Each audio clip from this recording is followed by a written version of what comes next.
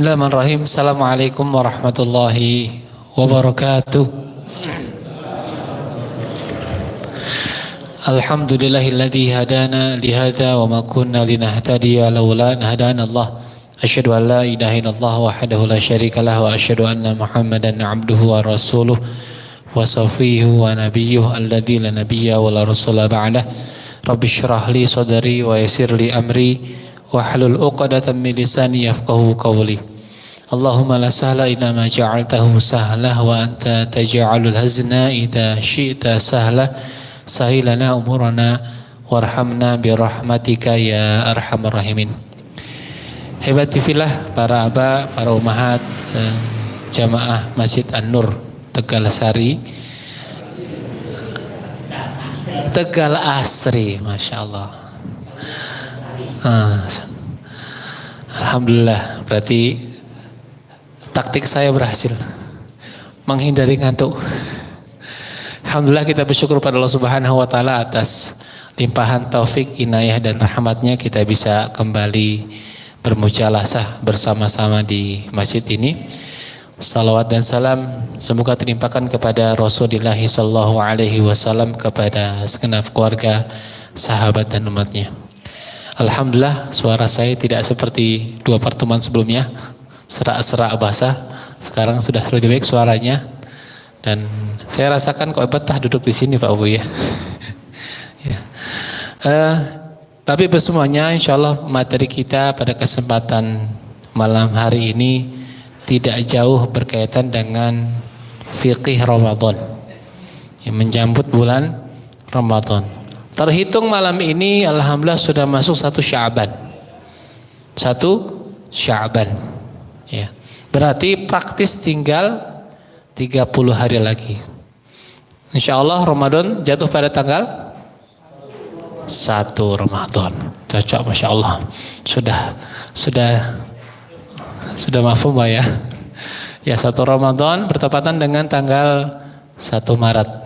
PP Muhammadiyah sudah melalui hisapnya sudah menentukan bahwasanya Ramadan bertepatan dengan tanggal 1 Maret. Insya Allah kalau memungkinkan 1 jam ke depan kita bahas, kalau tidak nanti kita lanjutkan pada pertemuan yang lainnya. Tapi bersemuanya, Ramadan itu ada 5 pokok amal plus 2 pokok tambahan. Ya, 5 pokok amal matur nuwun plus 2 pokok amal. Jadi totalnya berapa? 7. Ya.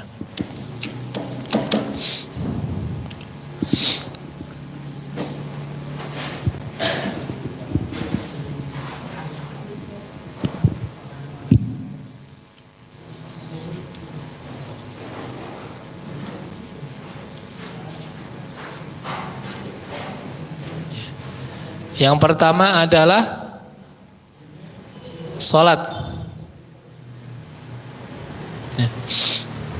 Yang kedua adalah puasa. Yang ketiga adalah tilawah Al-Quran. Yang keempat sedekah. Yang kelima doa. Nah, adapun tambahannya ini tentu kita berharap sami-sami bisa berharap di tambahan ini. Yang pertama adalah i'tikaf. Yang ketujuh adalah moga-moga semua bisa umroh bersama-sama. Umroh. Umroh, i'tikaf, umroh di Baitullah. Insyaallah Pak ya. Amin insyaallah. Nah, kita mulai dari doa dulu. Kita mulai dari doa. Saya biasa mengawali Bapak Ibu semuanya di setiap pertemuan saya di kajian manapun, saya awali dengan doa. Doa menjelang Ramadan. Jadi ada 2 jenis doa yang bisa kita hafalkan, yang bisa kita baca, doa menjelang Ramadan dan doa saat Ramadan. Nanti saya bacakan, panjenengan ikuti nggih Pak Bu ya. Oke. Kita mulai dari doa dulu. Doa menjelang Ramadan. Bismillahirrahmanirrahim. Allahumma barik lana fi Rajab wa Sya'ban wa ballighna Ramadan. Allahumma ya Allah barik lana, berkahilah kami semua, fi Rajab, di bulan Rajab, wa Sya'ban, dan bulan Sya'ban, wa ballighna, dan sampaikanlah kami semua Ramadan, di bulan Ramadan. Doa yang pertama. Doa yang kedua, Allahumma sallimna ila Ramadan wa sallim lana Ramadan wa tasallamahu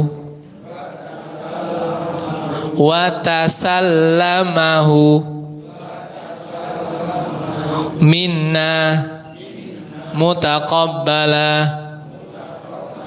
Allahumma ya Allah sallimna, sampaikanlah kami semua ila Ramadan, hingga datang bulan Ramadan, wasallim lana, dan sampaikanlah kepada kami Ramadan, bulan Ramadan, wa tasallamahu minna, dan terimalah dari kami mutaqabbala, amalan-amalan kami. Alhamdulillah sedaya sampun hafal.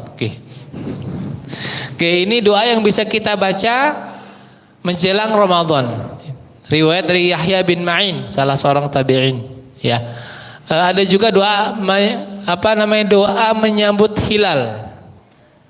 Doa menyambut hilal agak panjang doanya, tapi lain kali saya sampaikan. Insyaallah saya sudah buat makalah khusus kaitannya dengan doa-doa Ramadan.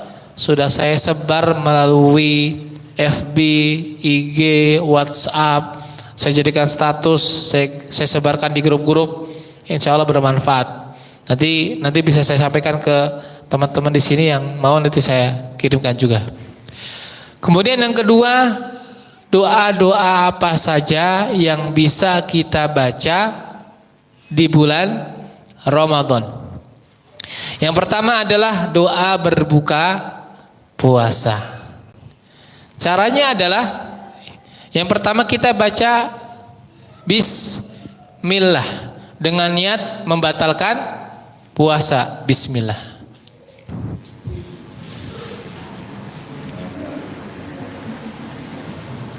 Sudah disediakan Pak. Ya, Bismillah. Nah setelah batal puasanya, nah kita baca dengan doa ini. Ya, meskipun nanti ada ulama yang mengatakan bisa juga kok dibaca sebelum berbuka. Ala kulli hal namanya pendapat, bisa dipilih yang mana. Tapi kalau saya pribadi, saya baca setelah berbuka puasa. Ya, ikuti. Dhahabaz zama'u wa batallatil uruku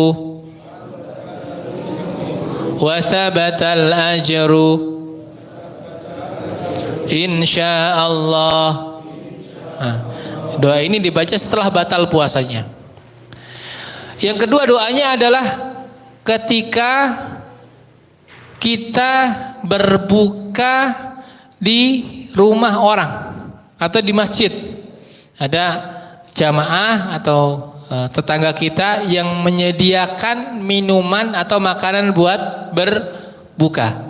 Selain kita juga berdoa pada Allah untuk diri kita sendiri, maka disunahkan juga kita mendoakan mereka yang membelikan makan berbuka atau minuman berbuka. Doanya apa? Aftara indakumus shaimuna wa akala ta'amukumul abraru wa sallat alaikumul malaikatu. Sekali lagi, aftara indakumus shaimuna wa akala ta'amukumul abraru wa sallat alaikumul malaikatu. Kemudian berikutnya zikir yang dibaca setelah sholat witir. Setelah sholat witir. Dan zikir ini tidak mesti di bulan Ramadan.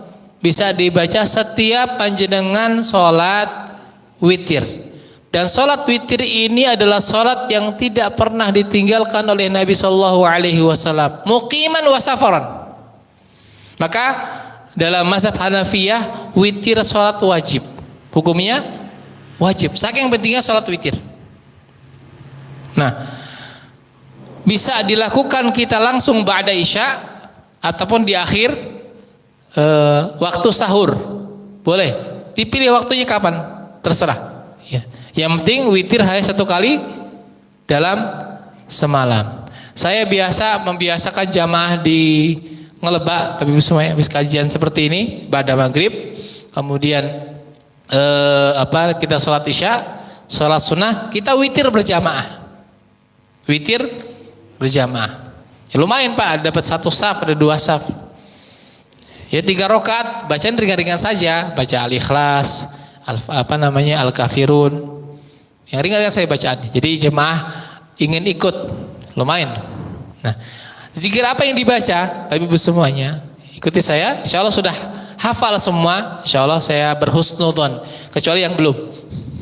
Ya, Subhanal Malikil Quddus.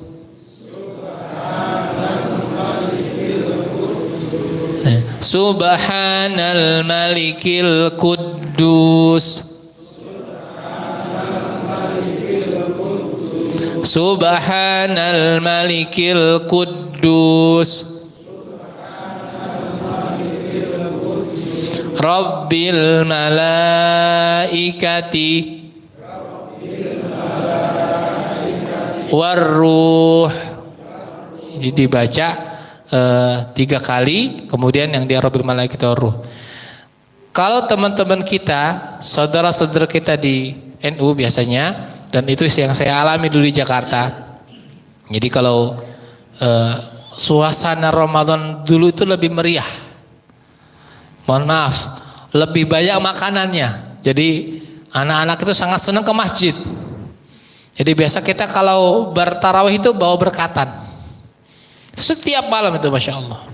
Nah, imam saat memimpin sholat, ketika selesai sholat witir, mereka baca ini. Subhanal malikil quddus, subhanal malikil quddus, subhanal malikil quddus, rabbil malaikati warruh. Langsung nawaitu sauma ghadin an adai fardhu. Masya Allah. Ngalami gak Bu? Gak ya? Saya ngalami Masya Allah masa-masa kecil seperti itu. Mengapa? Karena dalam Syafi'iyah itu niat puasa wajib, puasa Ramadan wajib di malam hari. Tidak sah kita baca saat sahur. Apalagi saat bersubuh baru niat puasa. Oh, tidak bisa. Maka ketat dalam bab puasa wajib ini. Niatnya di malam hari. Maka sebagian ulama membolehkan menjamak niat di awal malam Ramadan. Berarti nanti kalau misalkan Ramadan itu jatuhnya tanggal 1 Maret, berarti tanggal 29 Februari Pak ya, malamnya. Ini tahun kehabisan Pak ya? Tahun kehabisan kalau tidak salah.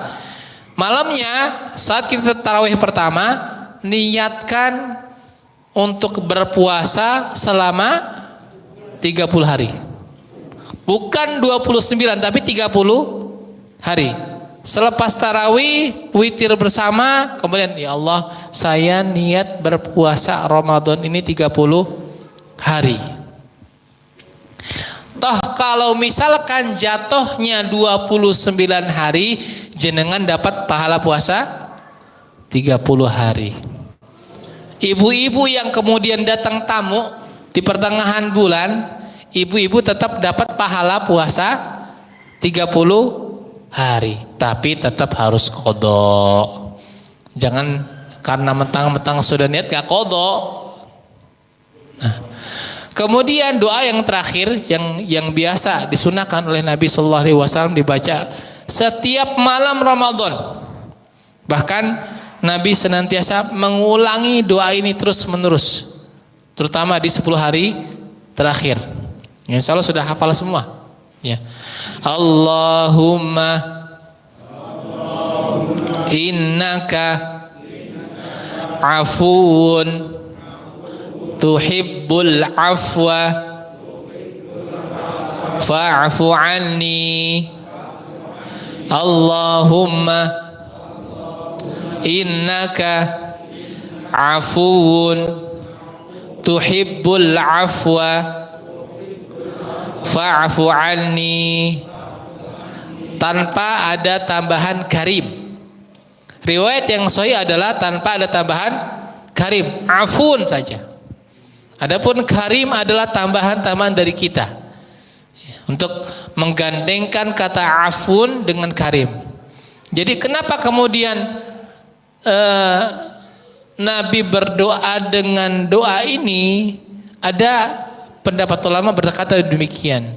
Kata afun itu derajatnya lebih tinggi daripada maghfiratun.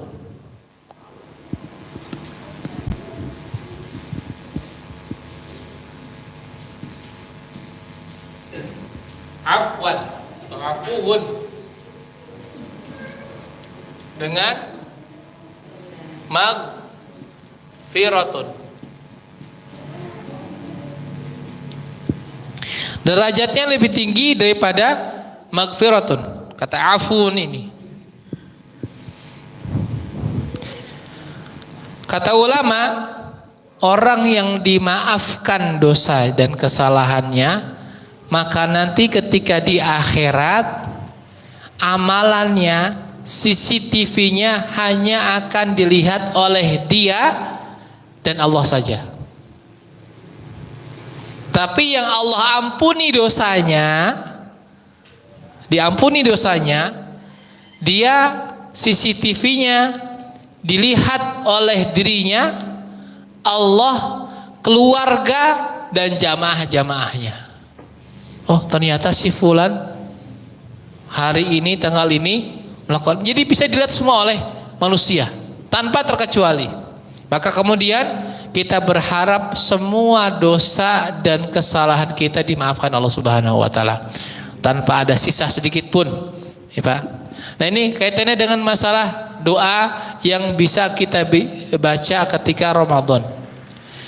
Perbanyak Bapak Ibu semuanya berdoa menjelang berbuka puasa. Kita ini banyak lalainya ketika menjelang berbuka puasa. Mohon maaf. Bukan kemudian saya mengkritisi, enggak. Kenapa? Karena di situ waktu yang sangat mustajab, kata Nabi sallallahu alaihi wasallam. Ya. Da'watus shaim maqbulah. Jadi menjelang berbuka puasa harusnya kita biasakan sambil menunggu adzan 15 sampai 20 atau sebelum 20 menit sebelum adzan kita doa. Itu mustajab Bapak Ibu semuanya. Yang kedua, selain di waktu menjelang iftar adalah di waktu sahur. Di waktu sahur, wabil asharihum yastaghfirun. Waktu sahur juga waktu Masya Allah. Ini dua waktu yang banyak kita lalai. Ini sahur malah nonton televisi sampai adzan bablas. Nih kalau pas berbuka puasa malah ngobrol. Masya Allah. Rugi Pak. Eman-eman waktu kita tidak kita manfaatkan untuk berdoa. Oke, ini kaitannya dengan masalah doa. Nanti adabnya banyak, pembahasannya nggak di sini. Kemudian kita bahas satu persatu dari masalah sholat. Ya. Maka kita klasifikasi sholat yang kita akan lakukan saat Ramadan. Yang pertama yang sifatnya hukumnya fardu ain.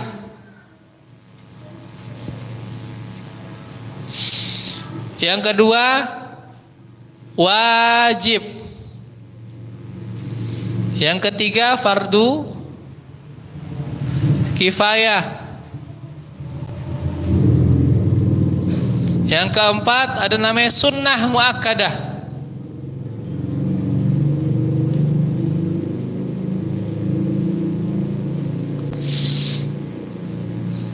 Yang kelima yang sifatnya hanya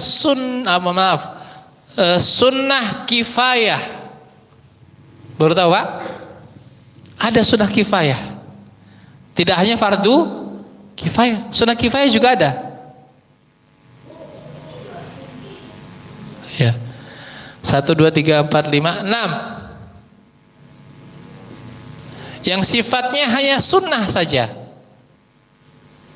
atau mustahab.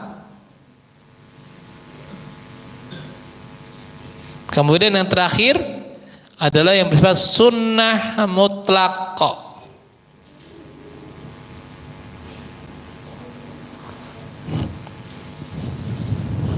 Ini klasifikasi yang bisa kita lakukan sholat-sholat yang sifatnya seperti di atas, fardu ain.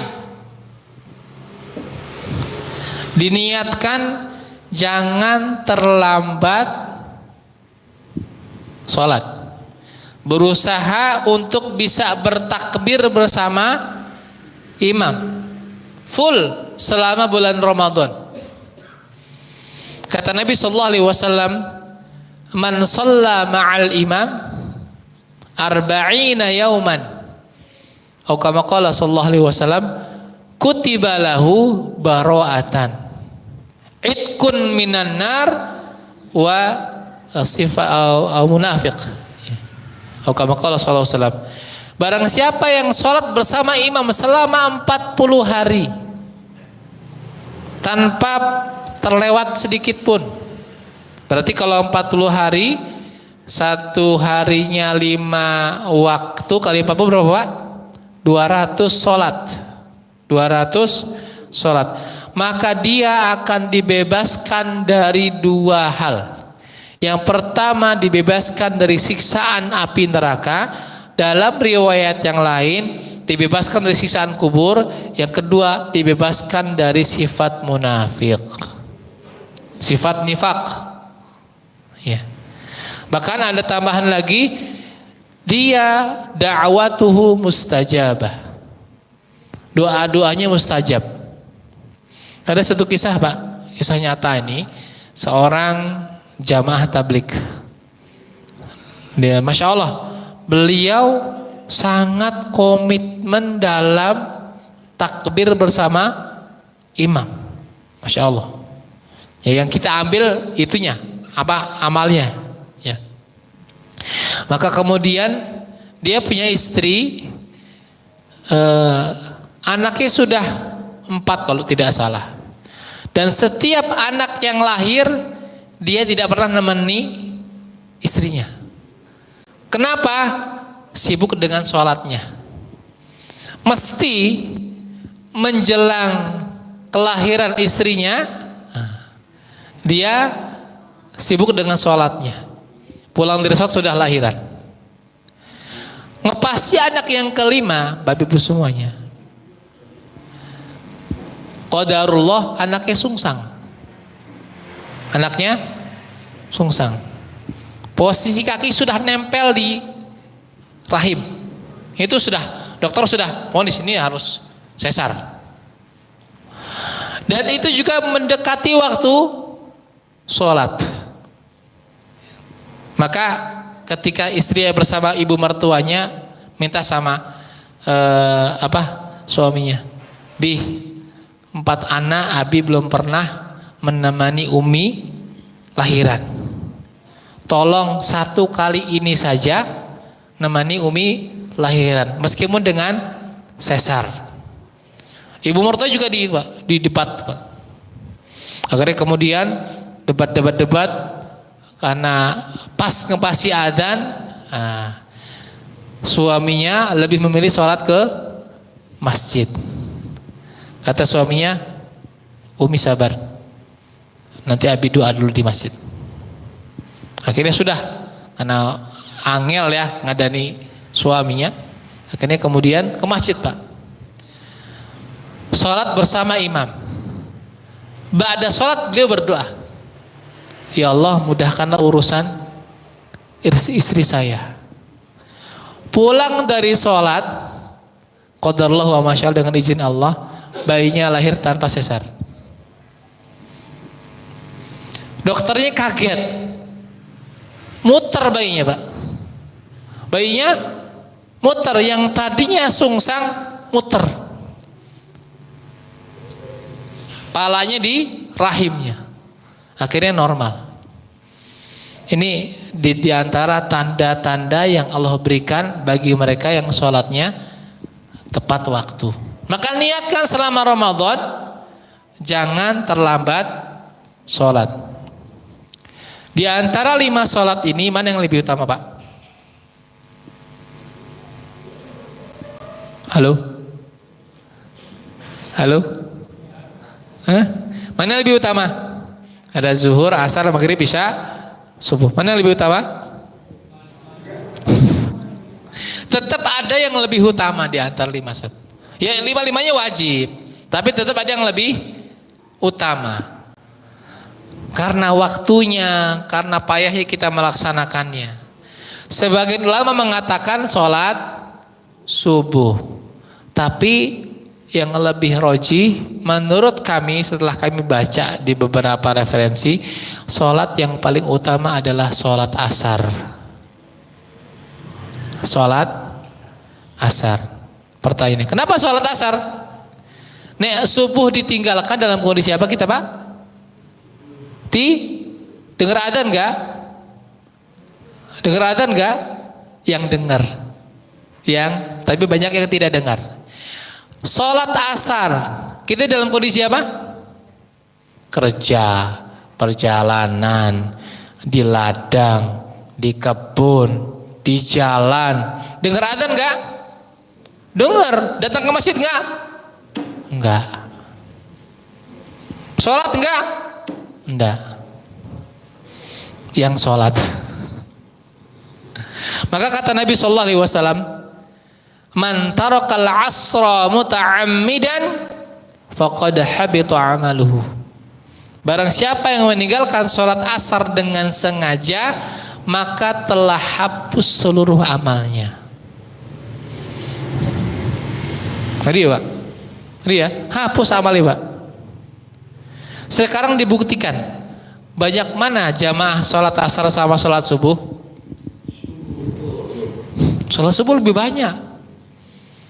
Padahal mujahadahnya dia harus bangun dari tidurnya. Tapi lebih banyak sholat subuh ketimbang sholat asar. Di beberapa masjid di atas Pak, di Tawangmangu, kemudian di Sedayu, daerah Sedayu itu. Saya pernah ke sana, ya memberes-beres rumah-rumah teman sana. Waktu zuhur nggak ada yang adzan, masjid dikunci. Waktu asar sama juga, dikunci masjid Pak. Jadi masjid itu hanya digunakan untuk sholat maghrib, isya, subuh toh. Miris, ya, sangat miris sekali. Kemudian yang kedua adalah wajib. Ulama mengatakan apa saja sholat wajib. Yang tadi pertama adalah sholat witir. Mengapa? Karena Nabi tidak pernah meninggalkan sholat witir. Tapi ini menurut mazhabnya Hanafiyah. Tapi secara umum meletakkan di sunnah muakkadah. Yang kedua adalah qiyamul lail. Qiyamul lail. Yang ketiga sama, qiyamul lail, tahajud sama. Yang keempat adalah sholat duha. Ada istilah sholat awwabin. Ya. Maka orang yang sengaja meninggalkan sholat duha, maka Allah akan menimpakan kepada dirinya sifat munafik dalam sebuah riwayat. Nah, tapi saya belum ngecek apakah ini sabda Nabi atau perkataan ulama tabi'in atau tabi'in. Orang yang terbiasa meninggalkan sholat duha, maka Allah akan timpakan pada dirinya sifat nifak. Karena begitu besarnya fadilah sholat ini, maka Imam Abu Hanifah memasukkan di hukum wajib. Kemudian yang ketiga, fardu kifayah. Kalau qadarullah di antara jamaah kita ada yang wafat, maka dilaksanakan sholat fardu kifayah, sholat sunnah atau sholat penyelenggaraan jenazah, lengkap dengan porsinya. Dari kita mentalkinkan jenazahnya, mentalkinkan mayitnya, ya, kok mentalkinkan orang yang mau sakaratul maut, maaf, mayit mah nggak bisa ditalkin Pak ya, kabur nanti. Ya, kemudian yang kedua adalah menutup matanya. Karena setiap orang yang wafat ditarik melalui ubun ya, jadi Pak. Ini kalau kita ada ubun nih Pak, ini fungsinya diantaranya adalah ruh kita dicabut melalui ini. Nasiyatin kadzibatin khati'ah. Nasiyah, nih ubun-ubun. Maka malaikat akan mencabut setiap orang dari ubun-ubunnya. Cara mencabut malaikat tergantung amalnya. Yang paling sakit adalah mereka-mereka yang banyak bermaksiat. Bahkan disebutkan seperti jenengan rebutan mainan sama anak.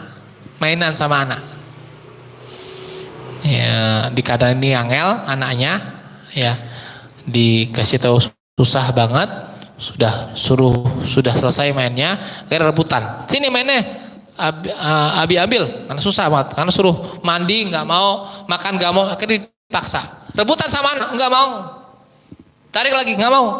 Begitulah cara malaikat mengambil nyawa mereka, sakitnya luar biasa.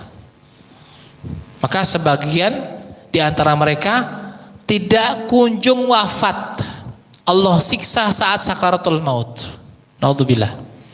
Maka dalam doanya, Allahumma hawwin alaina fi sakaratil maut. Kemudian sunnah muakkadah. Yang pertama adalah sholat idaini. Yang kedua sholat tahiyatul masjid. Kemudian sunnah kifayah. Mohon maaf, sunnah muakkadah, sholat sunnah rawatib. Sholat sunnah yang mengiringi sholat wajib. 2 rakaat sebelum subuh, 4 rakaat sebelum zuhur, 2 rakaat sesudah zuhur, 2 rakaat sesudah maghrib, 2 rakaat sesudah isya.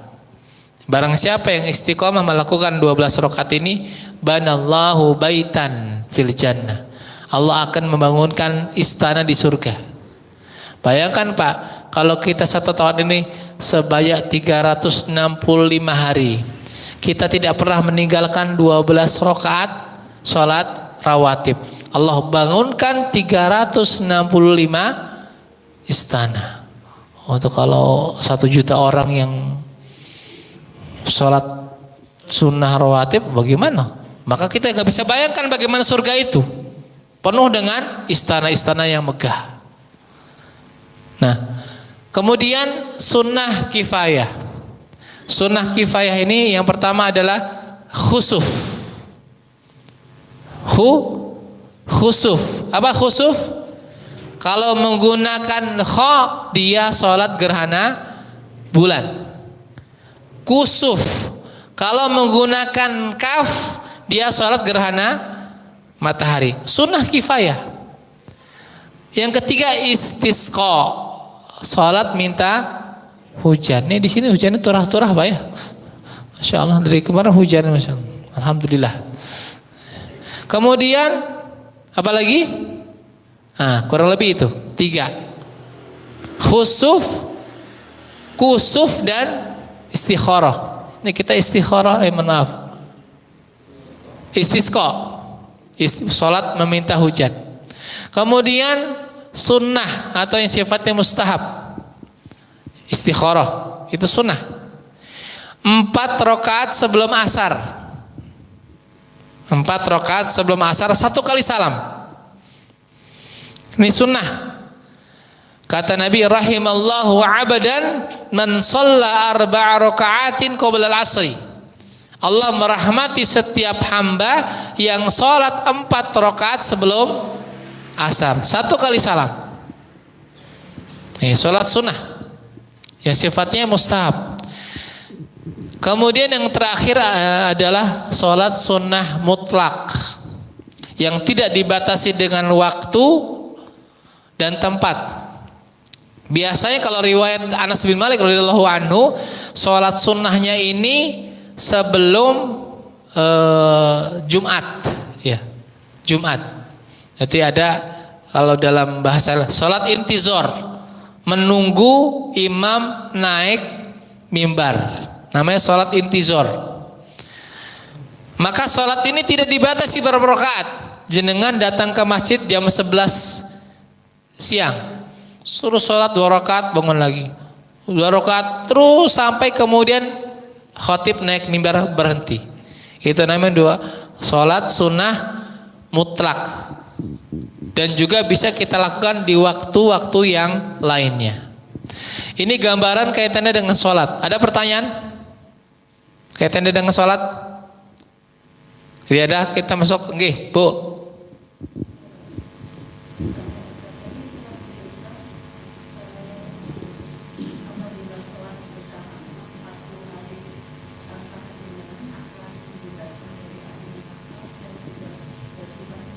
Ya.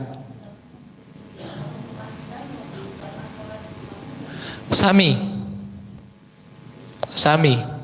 Perempuan dituntut untuk tetap sholat tepat waktu di rumahnya. Ya. Tidak kemudian hadis-hadis yang disampaikan oleh Nabi Sallallahu Alaihi Wasallam terbatas untuk pria. Perempuan juga punya hak untuk mendapatkannya. Bagaimana cara perempuan bisa mendapatkan fadilah-fadilah yang ada pada laki? Contoh dalam bab sholat, ketika adzan ibu berhenti dari kegiatan semua, tinggalkan semua kegiatan, fokus untuk sholat. Adzan selesai, sholat sunnah dulu Bu, sholat sunnah dulu. Sesuai dengan sholat sunnah rawatib boleh. Ketika iqamat ibu sholat. Jadi pas waktunya, jangan pernah menunda waktu sholat. Insya Allah ibu mendapatkan fadilah yang sama dengan laki-laki. Wallahu ta'ala bishawab. Yang lain? Oke.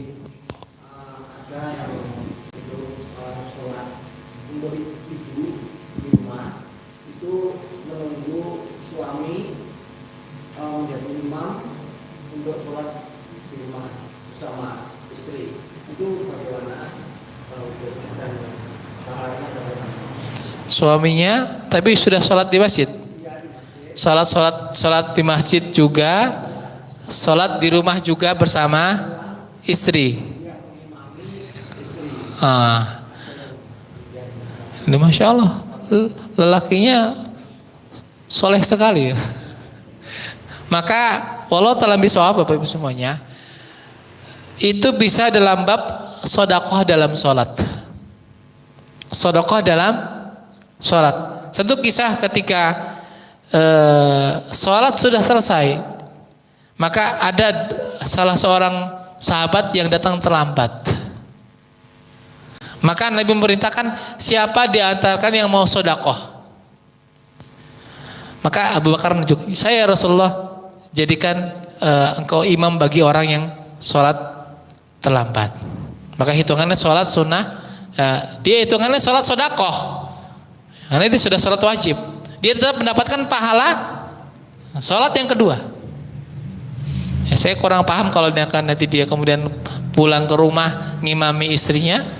Tapi yang penting dia sholatnya di masjid. Karena repotnya kalau dia nggak sholat di masjid, sholat di rumah nanti jadi lelaki yang solehah. Laki-laki yang soleha. Oh, kalau secara hadis bisa dikiaskan dengan yang terjadi di zaman Nabi SAW barusan. Yang lain? Kalau tidak ada, saya langsung masuk bab siap. Ini sampai jam berapa, Pak? Hah? Jangan terserah saya. Ya, yang kedua puasa. Yang kedua puasa. Selesai ya, sholat ya. Insya Allah selesai.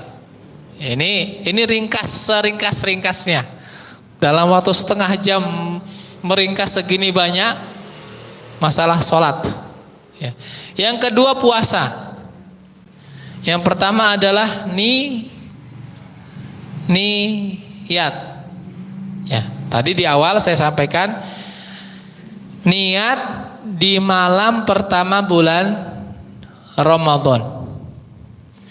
Toh nanti panjenengan sampun niat di malam pertama bulan Ramadan, boleh niat di malam-malam berikutnya. Sifatnya mustahab. Berarti ngulangi niat 2 kali. Karena kalau kemudian kita nggak niat di awal Ramadan, khawatir lupa, Pak. Biasanya lupa itu. Biasanya lupa, bablas. Dan catatan penting Bapak Ibu semuanya kaitannya dengan masalah ketinggalan satu, Pak, sholat tarawih.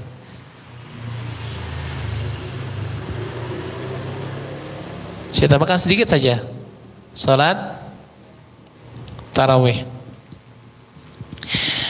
Kalau kita menengok sejarah dari kaitannya dengan sholat tarawih, para sahabat radhiyallahu anhu tidak pernah menambah jumlah rakaat selama Nabi masih hidup. Berapa? 8 rakaat.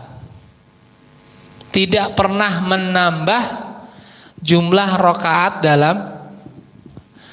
Adapun yang terjadi di zamannya Umar bin Khattab radhiyallahu anhu ketika Ka'ab diperintah Ubay bin Ka'ab untuk imam, itu karena Bapak Ibu semuanya.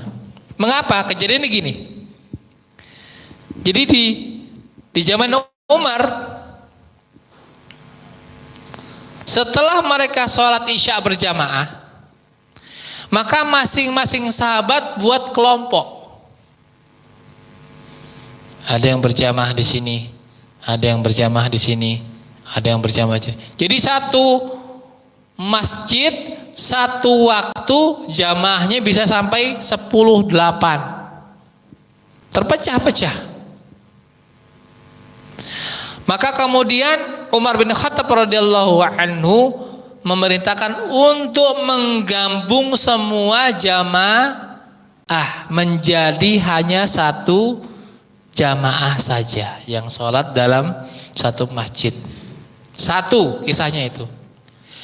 Yang kedua, kualitas iman. Kualitas iman. Orang-orang yang hidup setelah sahabat gak sama dengan para sahabat. Tabi'in gak sama dengan tabi'in. Jadi masyarakat awam pada saat itu berbeda dengan para sahabat yang mampu untuk sholat berjam-jam. Maka disebutkan yang paling malas di antara kami adalah yang sholatnya 100 ayat satu rakaat. Saya pikir Pak, ya Allah, iki piye iki paling malas 100. Ini kita ini paling apa Pak? Ya, kadang naik imam sudah agak panjang setengah dikit itu sudah dikasih kode.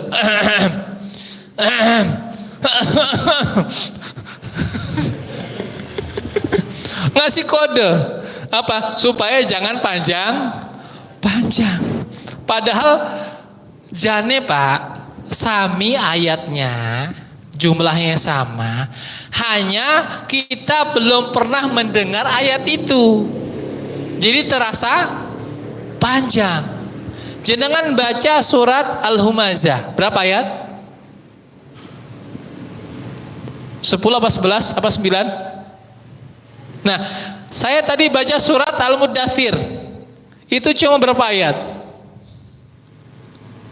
Paling 8. Jadi sama porsinya. Cuma karena kemudian kita jarang mendengar ayatnya, jadi terasa lama. Nah, kualitas iman yang ada di zaman setelah para sahabat, masyarakatnya, maka yang awalnya para sahabat terbiasa sholat tarawih, sekali tarawih dengan 5 juz, 10 juz, terbiasa Pak. Maka mereka mengurangi jumlah ayatnya, tapi menambah jumlah rokaatnya. Jadi setiap rokaat tidak terlalu panjang. Kasusnya adalah itu sebenarnya. Jadi ini sholatnya 2 jam, sama sholatnya 2 jam. Yang 11 rokaat dengan yang 23 sama. Yang ini hanya mengurangi jumlah ayatnya, tapi menambah jumlah rokaatnya. Nah kita tetap 11 rokaat, tapi kita kurangi ayatnya. Lengkap sudah Pak ya. Ya, itu kaitannya dengan sholat tarawih. Dan kalau jenengan sholat tarawih, maka witirlah bersama imam. Jangan berrokaat ke-8 pulang atau mundur ke belakang. Mau sholat witir sendiri, rugi Pak. Ini kesalahan yang mohon maaf fatal. Mengapa dia tidak mendapatkan fadilah sholat semalam suntuk? Barang siapa yang sholat bersama imam, man shallaman hatta yansharif, sampai imam benar-benar selesai sholat witir maksudnya, maka dia dicatat sholat semalam suntuk. Masalah nanti sudah sholat tarawih, jenengan pulang ke rumah sebelum tidur mau sholat qiyamul lail, tafadhol, monggo. Tidur kita, bangun dari tidur sholat tahajud, monggo. Jadi dalam satu malam itu bisa sholat tarawih, qiyamul lail dan sholat tahajud, tapi witirnya tetap satu. Ini kaitannya dengan sholat tarawih. Kemudian saya cepatkan saja. Ini kalau ngomong lupa waktu. Yang pertama adalah niat. Ya. Yang kedua, diperhatikan Bapak Ibu semuanya berkaitan dengan masalah sahur dan berbuka. Sunnahnya adalah maupun di sahur dan berbuka tetap makan kurma. Tetap makan kurma. Kita nggak makan nasi. Jadi bukanya makan nasi. Masya Allah.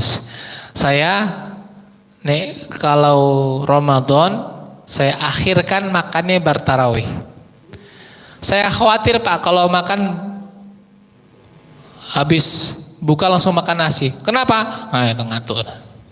Ini udah perutnya kenyang, sholatnya ngapun dan sholatnya begini deh. Ya, goyang-goyang udah ngantuk. Apalagi kalau imamnya itu, insyaallah. Meskipun itu uruf kebiasaan adat. Dan saya tidak bisa kemudian menyalahkan. Tapi nyunahnya dicukupkan dengan hanya makan kurma. Tapi angel Pak ya. Susah karena kita sudah terbiasa dengan hal itu. Ya. Sahur dan berbuka. Ya. Kapan sahurnya? Di antara dua adzan. Jadi subuh itu Pak, itu adzannya 2 kali. Di sini adzannya berapa kali? Sekali aja cukup Pak ya. Jangan. Jadi, kapan sahurnya?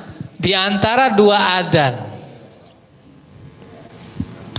Adzan pertama, adzannya Abdullah bin Ummi Maktum. Adzan yang kedua, adzannya Bilal bin Rabbah. Ketika adzan pertama, ada tambahan lafaz as-salatu khairum minan naum, kalimat taswib. Ini teman. Nah, tujuan kalimat as-salatu khairum minan naum yang dilafadzkan oleh Ummi Maktum adalah untuk membangunkan sholat tahajud yang belum tahajud plus sahur. Maka jarak antara adzan pertama dan adzan kedua itu 100 ayat kata ulama. Sekitar 100 ayat. Barulah ini yang terbaik untuk sahur di antara 2 adzan. Kemudian ada kesalahan berikutnya dengan kalimat imsak. Imsak. Kita langsung gak makan. Padahal meskipun ada kata imsak, tetap masih boleh makan. Yang membatasi akhir sahur adalah suara adzan yang kedua. Ya. Ini kaitannya dengan puasa. Ada golongan yang tidak diwajibkan berpuasa. Golongan yang tidak wajib puasa. Siapa saja? Yang pertama adalah anak kecil yang belum baligh. Maka meskipun belum wajib, tapi kita biasakan mereka untuk berpuasa. Yang kedua adalah orang tua yang sepuh, yang sudah tidak sanggup lagi untuk berpuasa. Maka orang yang seperti ini cukup membayar fidyah. Yang ketiga adalah orang yang sakit dengan sakit yang tidak ada harapan sembuh. Bahkan ketika puasa malah justru menambah sakitnya. Juga bayar fidyah. Yang keempat, musafir. Ya, kita mah safarnya enak Pak. Safar sekarang malah naik pesawat, naik kereta eksekutif, naik ke bis, apalagi udah bisnya kan lebih sleeper Pak ya, ada kasurnya udah enak banget. Nah kalau dulu mereka safar, ya mereka berjalan selama 30 hari, itu namanya safar. Jadi memang susah sekali untuk berpuasa dengan kondisi yang panas, perjalanan yang jauh, maka rukhsah bagi musafir untuk tidak berpuasa. Maka dia diqadha di lain hari. Berapa Pak? Nomor berapa nih? 4. Yang kelima adalah wanita yang haid dan nifas. Haid dan nifas. Maka dia diqadha, tidak boleh difidyah. Yang keenam, wanita yang hamil. Wanita yang hamil. Yang ketujuh, wanita yang menyusui. Kalau wanita hamil dan menyusui ini dia tidak berpuasa karena takut kesehatan bayinya, maka dia wajib qadha. Ya wajib qadha. Kalau wanita yang hamil ini dan wanita yang menyusui ini dia tidak berpuasa karena khawatir pada dirinya, maka dia qadha dan fidyah. Qadha dan fidyah. Perhatikan hukumnya agar tidak salah dalam menentukan hukum. Kemudian tilawah Al-Quran. Sedikit lagi Pak. Semangat Pak ya. Bismillah. Tilawah Al-Quran. Sekarang saatnya Bapak Ibu semuanya kita ambil Al-Quran yang sudah kita letakkan di lemari selama 11 bulan. Ya, kita bersihkan lagi Al-Qurannya. Kita mulai bermujahadah lagi membaca Al-Quran. Targetkan kalau bisa ya 1 hari 5 juz. Nek bisa. Nih kalau sehari 5 juz berarti khatamnya setiap 6 hari. Ada kemarin waktu Ramadan kemarin ada seorang anak kecil usia 13 perempuan atau 14 tahun. Khatam 20 kali. Khatam 20 kali.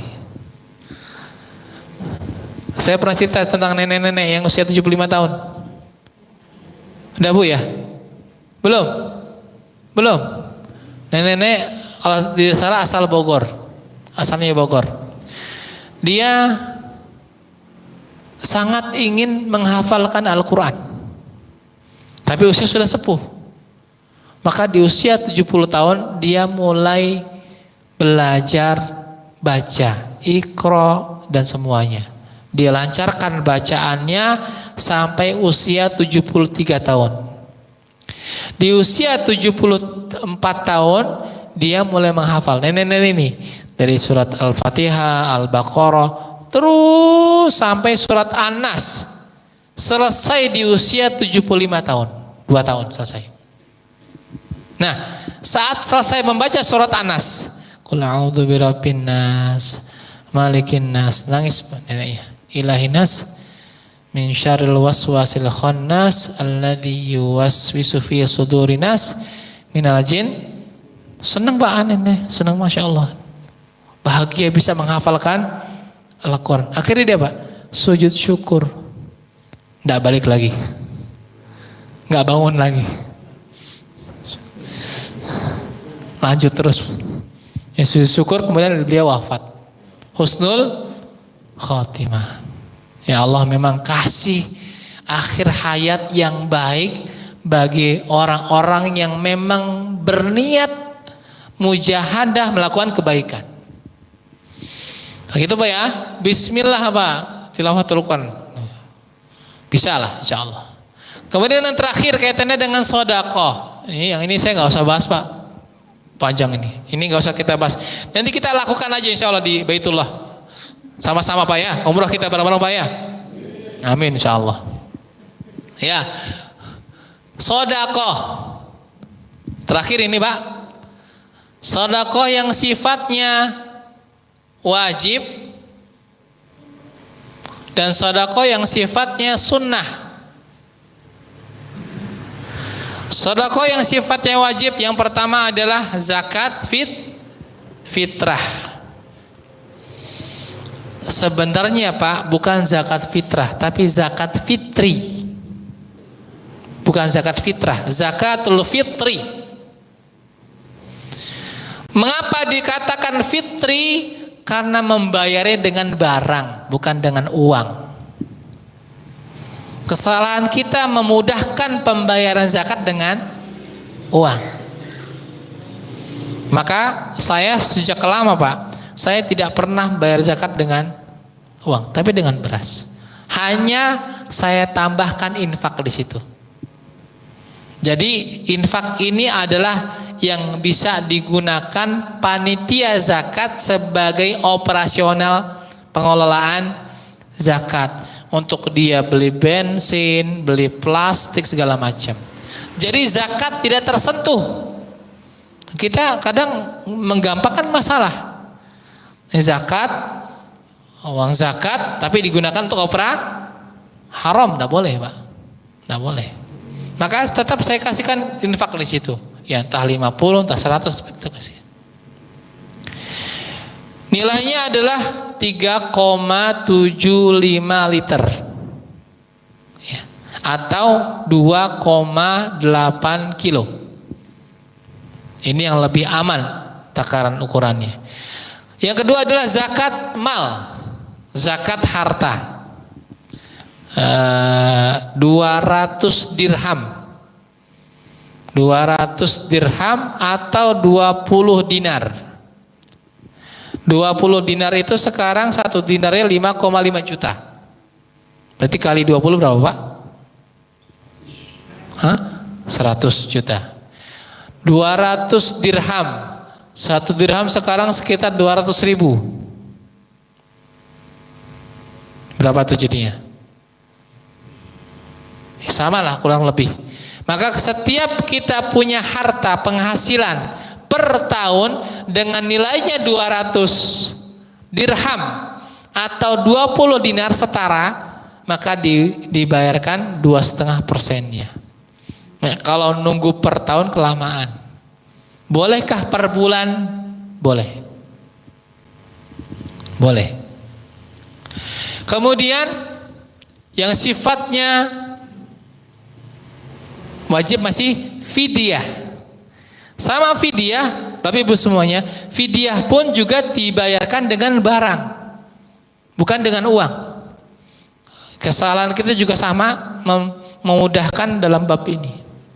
Maka yang panjenengan tidak sanggup berpuasa, bayar fidyah, boleh langsung di hari itu, boleh menjamak nanti di akhir, boleh. Sifat teknisnya banyak. Kemudian yang sifatnya sunnah, memberikan makan untuk orang yang jangan, nggak boleh. Masa orang berpuasa dikasih makan?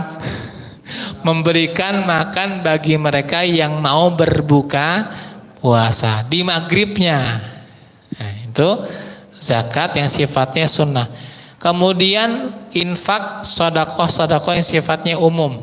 Itu bisa kita lakukan selama bulan Ramadan. Bapak Ibu semuanya, alhamdulillah sudah jam 9 kurang 5. Sekira demikian, semoga apa yang kita niatkan, kita mujahadah untuk ta'lim, untuk menambah khazanah ilmu kita, memperkuatkan iman dan takwa kita.